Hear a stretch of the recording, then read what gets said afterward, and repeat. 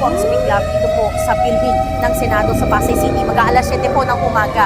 Umabot po yan sa ikalawang alarma at nangyari po doon daw po sa ikatlong palapag nito pong Senate building. Ayon po sa nakausap po natin na bumbero ay inaalam pa po yung sanhi ng sunog, gayon din yung pinsalang dulot po nito. Naman involved ang any offices of the senators. Sir, initial lang po, anong floor po? Ano po yung... Third floor. Mhm. Tapos sir, ano pong status po ngayon? Technically right now, kontrolado na siya eh. Minamapping na lang, kinukuling na lang. Ano po sir naging challenge kung meron man? Paano po nakapula? Well, usok lang kasi naman talaga. Usok lang naman. But other than that, goods naman.